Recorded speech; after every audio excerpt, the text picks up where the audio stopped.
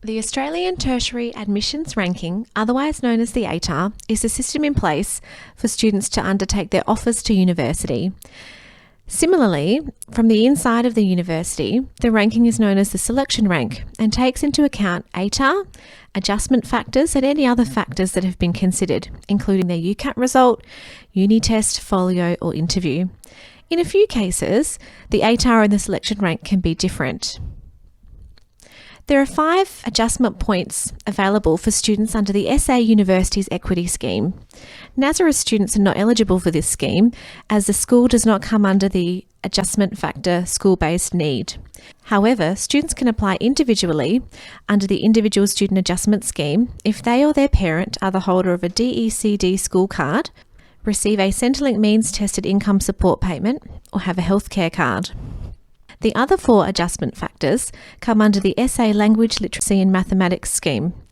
This means that students undertaking 20 credits of language other than English, English Literary Studies, English, Maths Methods or Specialist Maths are eligible for 2 adjustment factors per subject, capped at 4. The maximum number of adjustment factors per student is 9. It is always the student's responsibility to apply for their adjustment factors. However, it should be noted that under the Language Literacy and Numeracy Scheme, they will be applied through the SATAC. To calculate an ATAR, first, students must have their 90 credit aggregate calculated. The 90 credit aggregate calculates the student's best 3 20 credit subjects, as well as their flexible 30 credit option. Students can view previous aggregate to ATAR tables on the SATAC website.